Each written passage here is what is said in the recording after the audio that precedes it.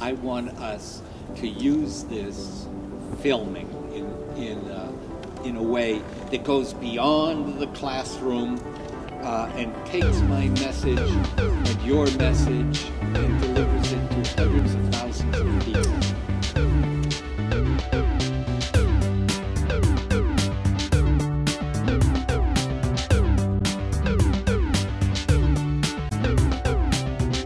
I'm an artist with a funny name. I'm called Sidewalk Sam.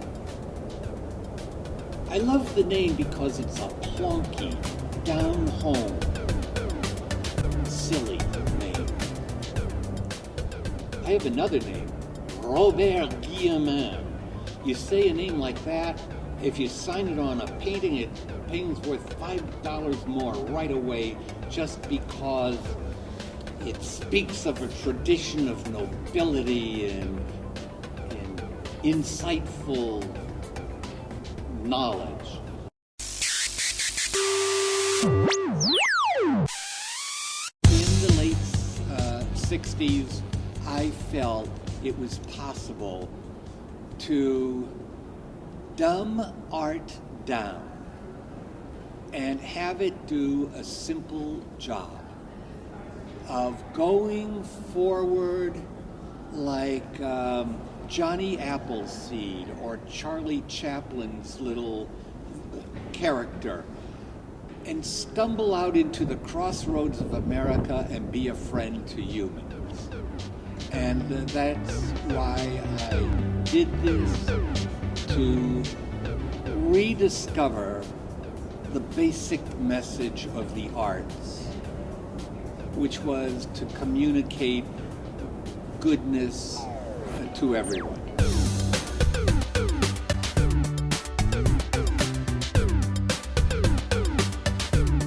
I can remember way back in the beginning, I heard the expression artistic license. I don't know if you've heard of it, but it was a way that everyone, if you're an artist, it gives you free license to do whatever you want. And I thought, if that were so, there's so many artists and dancers and filmmakers and everything around. If we all had the license to do anything we wanted to do, pretty soon the earth is going to be buried 5 feet deep around its entire circumference in artworks, and that we should have some kind of artistic permission rather than artistic license, and that people should say, no art here, this is my lawn, and don't junk it up with art.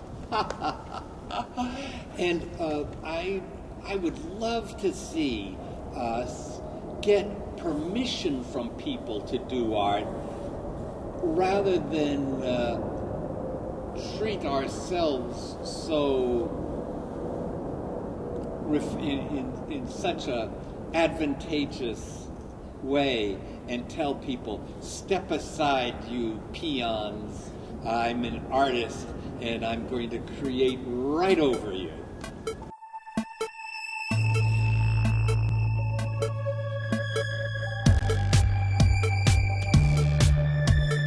So I thought, if I created something and it disappeared, it was better than if I created something and it stayed. That wouldn't it be terrible if every artist had his work last 1,000 years?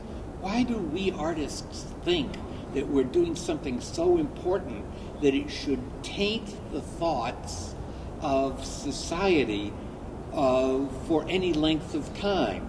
Now, to have a discussion and the discussion to disappear into the air, to sit in a cafe and talk and then kiss each other on the cheek and walk on, that's a wonderful way for us to spend our time.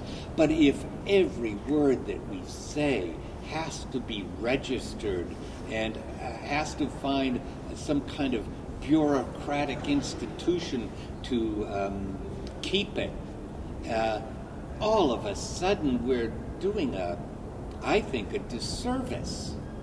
The important thing isn't me, the artist. It's you, the artist. It's all of us together creating a beauty that can't be denied.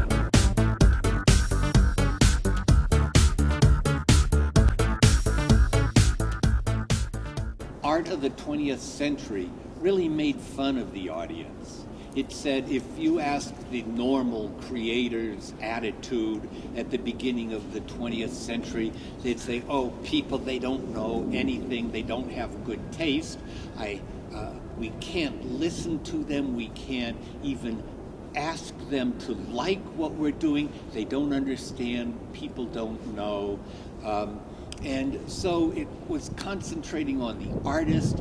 We've ignored the celebrating the simple good things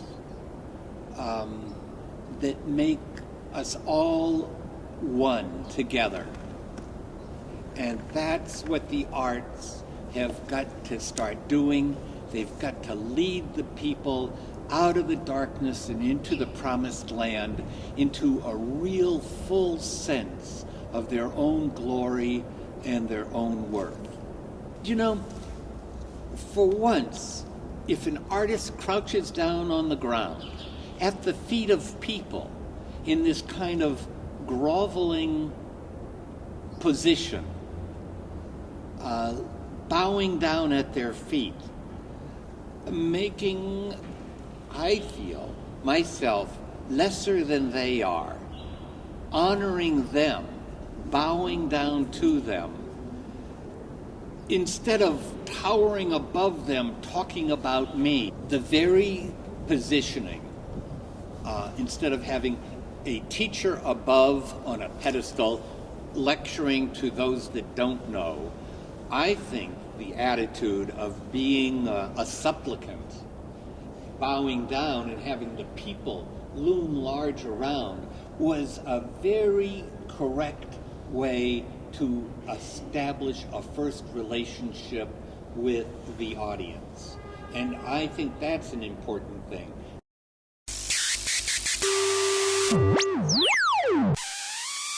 The message that I am delivering, I'm pleased with. The idea that we should be content with normal day-to-day life. If society began delivering that message more, a lot of the ills of society would be corrected. I think it was John Adams, but I'm a bad historian, so it could very well not have been, but it was some American forefather who said, I am studying war. This was during the Revolutionary War, so that my children can study banking and engineering, so that their children can study art and philosophy and poetry. We've got it backwards today, my friends. We are telling students, get rid of the arts and humanities and begin to study all these little practical professions. So we are put on earth to study the arts and humanities and to contribute to them and to share them with others, and not the other way around.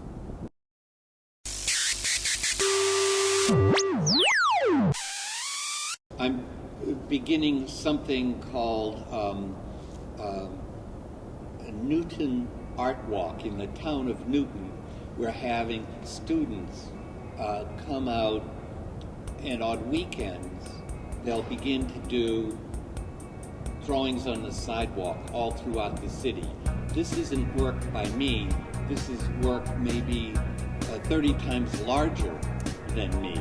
It will be in street corners in front of schools and pizza parlors and old people's homes and libraries and businesses and shopping centers where the students would learn about being a sidewalk artist and then do a little drawing that would be their gift to people who were walking down the street. And I would love to have what I do expanded so that hundreds of thousands of other drawings could be done on the streets all across America. And it would be Newton Art Walk and Watertown Art Walk and Boston Art Walk, and have the students take their natural response to beauty and make it a gift to pedestrians everywhere.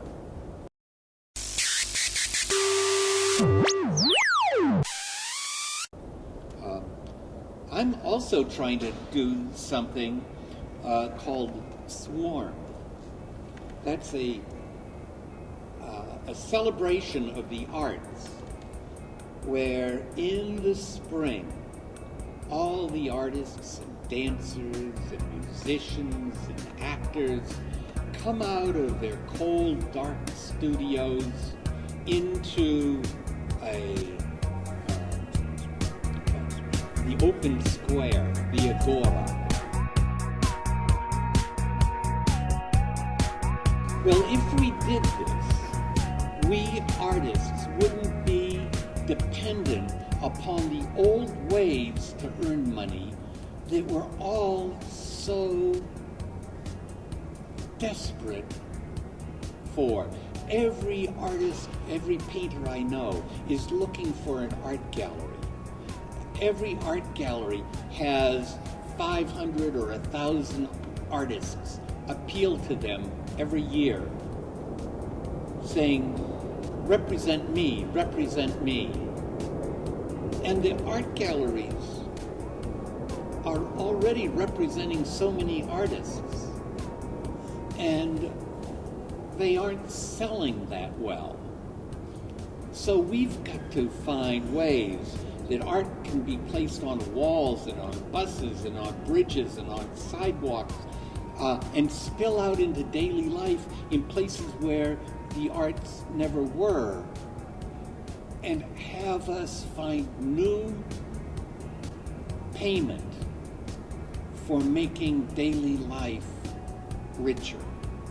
I'm not a leader. I know that I'm I'm talking in a spiritually uplifted way,